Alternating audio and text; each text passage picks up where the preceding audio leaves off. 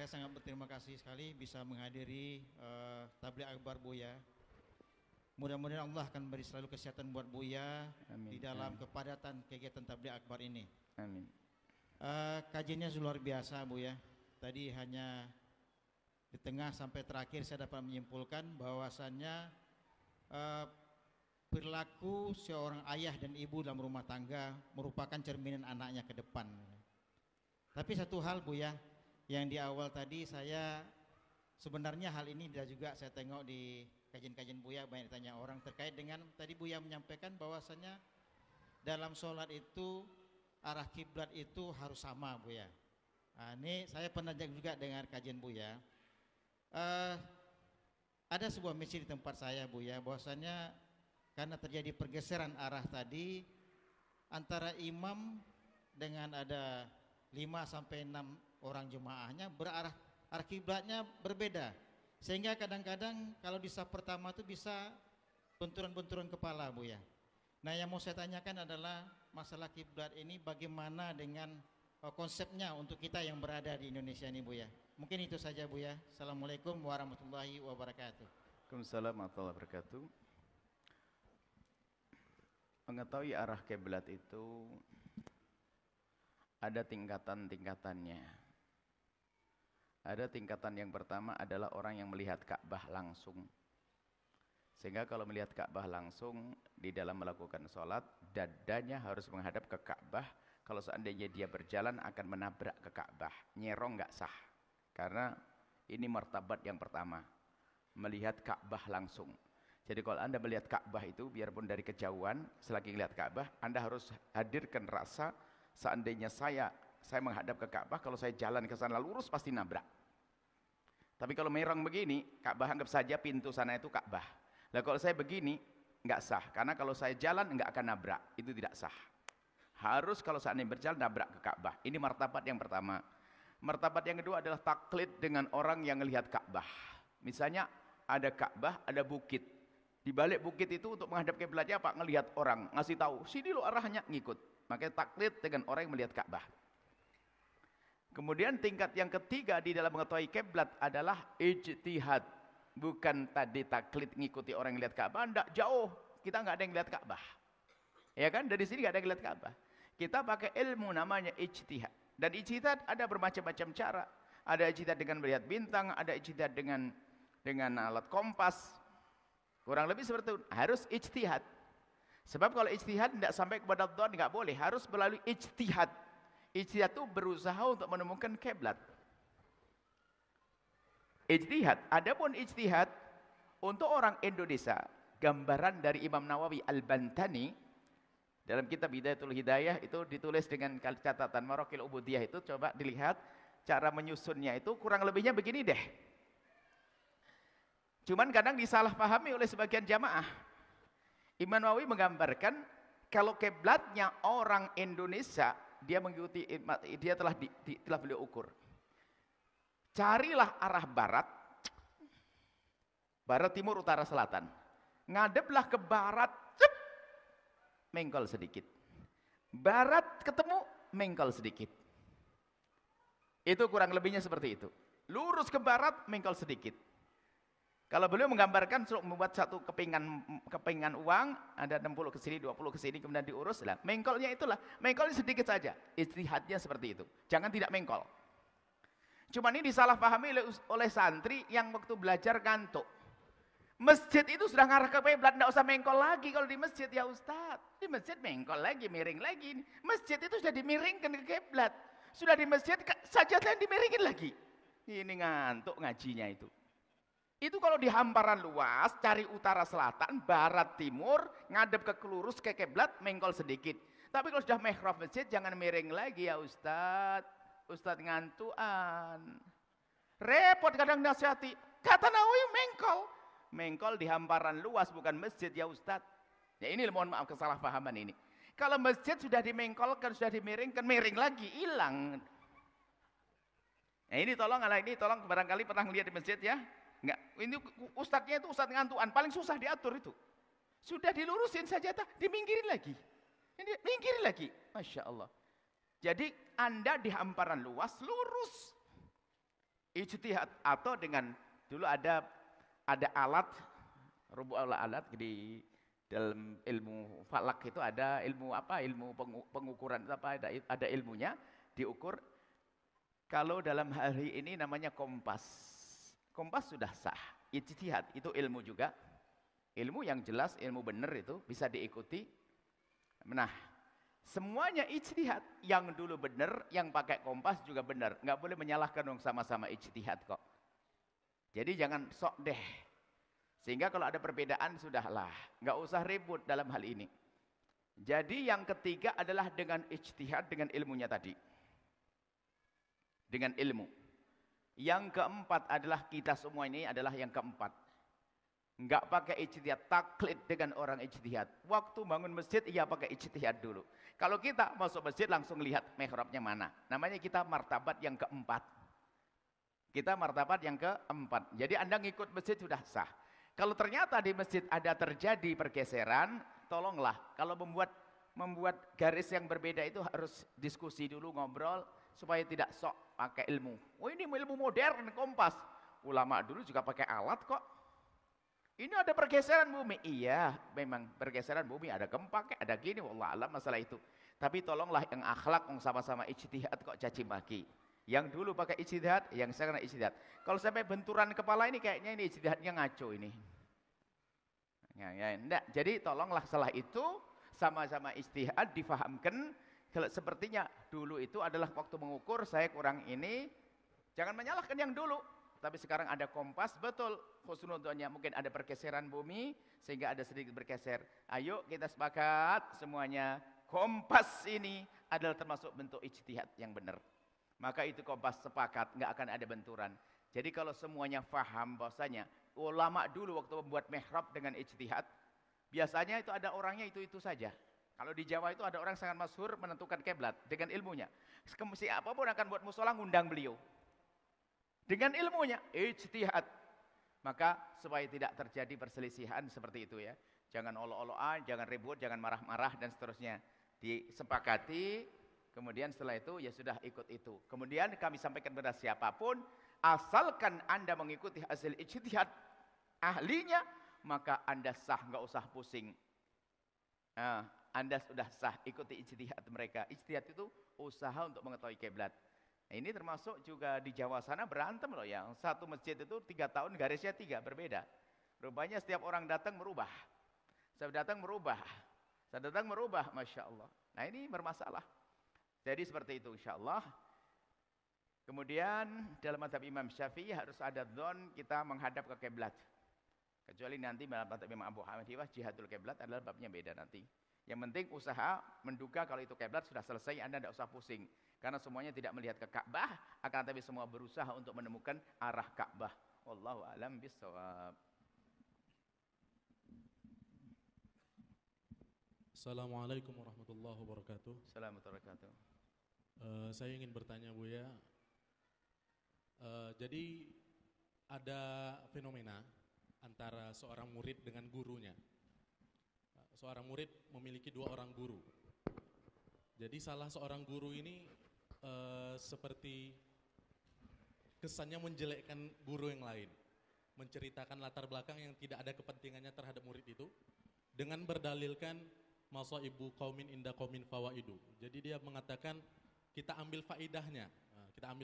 Jangan engkau mengikuti hal seperti itu. Kemudian juga ini saya lihat beberapa fenomena. Terkadang orang yang Allah berikan ilmu ada terkesan bisa berdalil dengan ilmunya saat melakukan kesalahan. Jadi saya minta arahnya Buya. Baik, Masya Allah.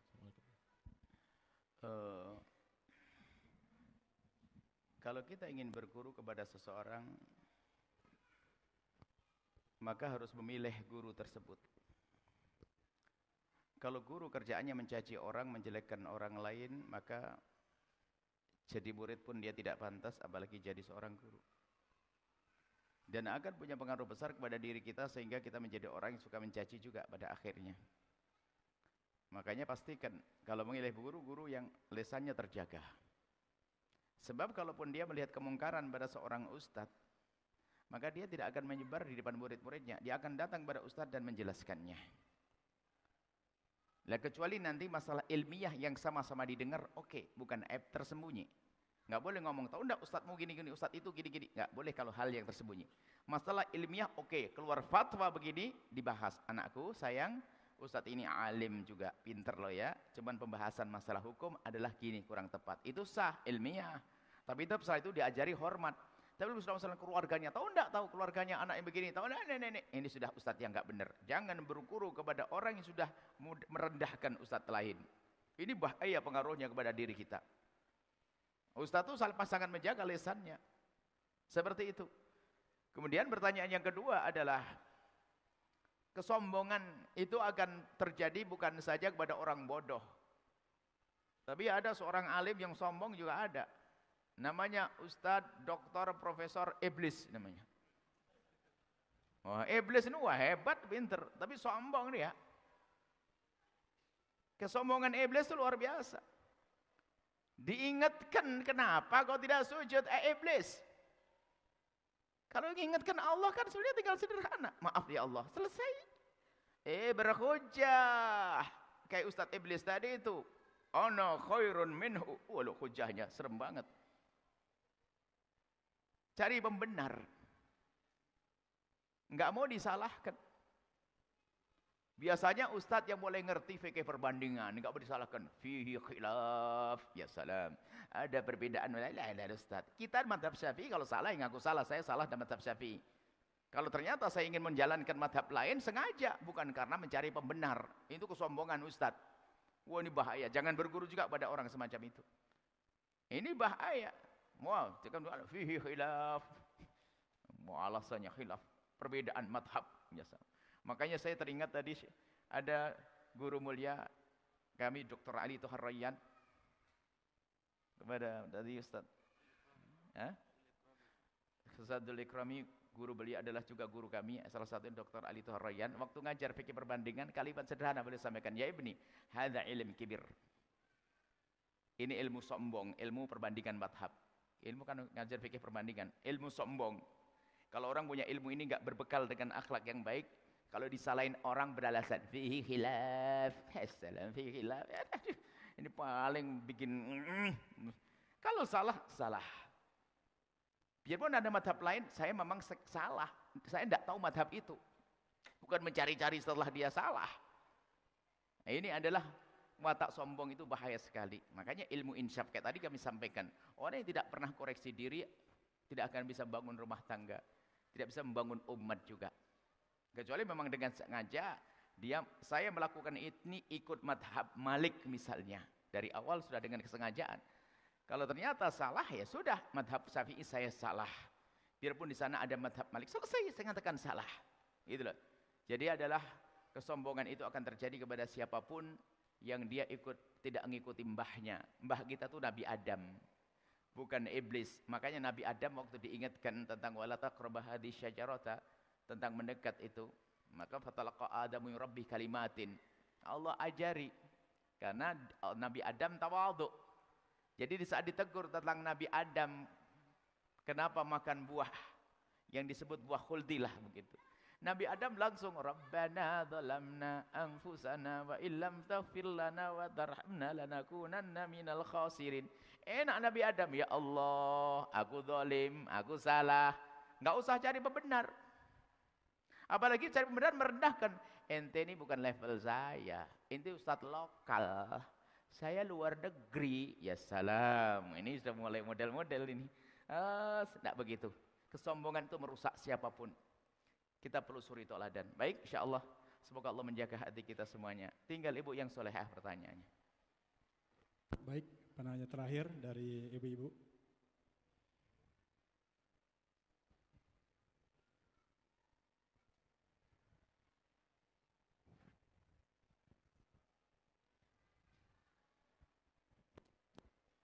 Assalamualaikum warahmatullahi wabarakatuh. Waalaikumsalam warahmatullahi wabarakatuh. Izin bertanya Buya, apa tugas seorang anak lelaki terhadap ibunya? Lalu kenapa seorang anak lelaki sejak menikah hilang tanggung jawabnya kepada ibunya? Dan lalu, kenapa seorang anak lelaki yang sudah menikah atau baru menikah membebankan tanggung jawabnya kepada seorang adik perempuannya? Buya. Baik. Cukup. Itu namanya laki-laki nggak benar. Maka laki-laki seorang anak, seorang laki-laki nikah dengan seorang perempuan membebani istrinya. Laki-laki nggak benar. Sudah begitu nggak baik sama ibunya. Laki-laki nggak benar.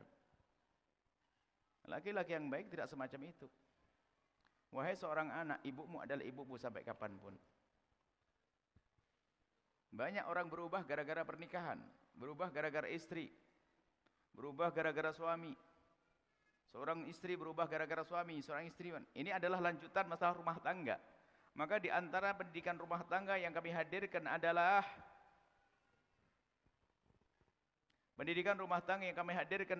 di antaranya, hei para istri, ajari suamimu agar semakin hari semakin baik dengan bapak ibunya, bukan ibumu.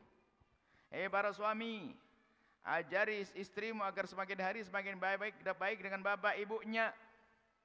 Kalau engkau wahai suami punya seorang istri yang baik dengan bapak ibunya, dia wanita solehah yang layak engkau menitipkan benih di rahimnya. Hei wanita, jika suamimu kau ajari baik dengan bapak ibunya, dia adalah laki-laki soleh yang layak menitipkan benih di rahimmu. Coba kalau laki-laki itu sama bapak ibunya jahat, apakah kau rela dia titip benih di rahimmu? Dia akan menjadi anak yang jahat seperti dia. Coba. Maka kami sampaikan, termasuk membangun rumah tangga yang indah adalah, ini lanjutannya sebetulnya, mengajari pasangan untuk baik-baik dengan bapak ibunya agar berkah rumah tangganya. Tapi hari ini banyak seorang perempuan, seorang istri dengar suaminya transfer kepada ibunya sendiri, langsung cemberutnya sebulan. Itu adalah jin pakai kerudung. Jin pakai kerudung, ketemunya di tong sampah. Ada seorang suami, kalau sudah dengar istri yang bantu ibunya sendiri, langsung marah-marah. Itu namanya gendruwo pakai kopiah putih. Enggak ada seperti itu dalam rumah tangga. Justru rayuan dahsyat dan indah adalah dengan mertua. Kalau seandainya ada seorang istri nabung-nabung, tiba-tiba memberikan hadiah, bungkus hadiah, lalu suami tertanya, sayang kamu bungkus apa sih? Hadiah abang. Untuk siapa? Untuk Umi abang. Umi siapa? Umimu kan meninggal. Umi abang dong. Jatuh cinta sang suami. Seorang suami tiba-tiba belanja lebih. Setelah itu dibungkus, sang istri tanya, abang ngapain sih belanja banyak-banyak? Untuk aku kirim sayang. Kirim kemana abang? Ibu. Ibu siapa bang? Ibumu sayang. Jatuh cinta. Tapi hari ini Masya Allah ada orang-orang bodoh. Dan bodoh sebodoh-bodohnya. Lihat, tanpa sadar ngeropos cinta. Seorang suami lihat, dia punya ibu yang dicintainya. Lah kok istrinya melarang seorang suami baik dengan bapak ibunya, maka sesungguhnya akan propos cinta. Berarti yang diinginkan apaku sih? Wong itu ibuku. Tanpa disadari. Akan tapi rayuan yang dahsyat adalah pengabdian. Makanya tadi gak terjadi kalau dia cerdas. Dia laki-laki bodoh. Sama akhirnya apa? Sama ibunya juga gak benar. Lalu bagaimana kalau kita punya anak semacam itu? Ya kita didik pelan-pelan, kita doain, jangan dicaci maki, jangan diolok. Seperti itu gambarannya. Sebab nggak boleh pisah dengan orang tua. Harus orang tua, termasuk Anda seorang istri. Istri kalau suami Anda bantu ibunya sendiri. Seperti istri, ada seorang istri ngelihat suaminya transfer ke ibunya. Langsung, abang baru transfer ke ibu ya? Ibu abang? Iya sang. Abang transfer berapa? 3 juta.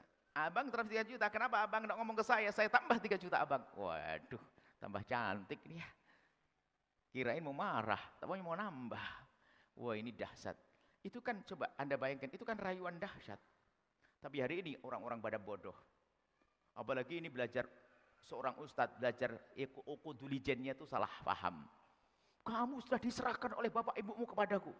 Kemanapun nggak boleh. Disebutkan dalam kitab Ududulijen, seorang suami mau perang ngomong, istriku, kamu jangan kemana-mana sampai bapaknya mati, nggak kesana, nggak boleh. Kamu pun nggak boleh ke rumah bapakmu. Ini adalah keblinger. Waktu itu belum ada handphone, Pak. Ini ada banyak orang ngaji, ustadz keblinger. Salah ngaji. Baik, insya Allah, ibu yang solehah, ibu atau adik atau gimana, Mungkin abangmu seperti itu, jangan. Dia adalah mungkin proses. Mungkin itu adalah adikmu proses. Dan tidak hanya, bukan seorang suami, ada seorang istri juga hilang dari keluarganya. Maka rumus sederhana pakai. Ajari suamimu agar semakin hari semakin baik dengan bapak ibunya dan saudaranya. Ajari wahai para suami, istri-istrimu itu agar semakin hari semakin baik dengan saudara dan bapak ibunya. Setelah itu ada keberkahan yang Allah turunkan kepadamu. Kemudian setelah itu Anda menyuruh anak memondok kemana? Gampang, rumah tangga indah.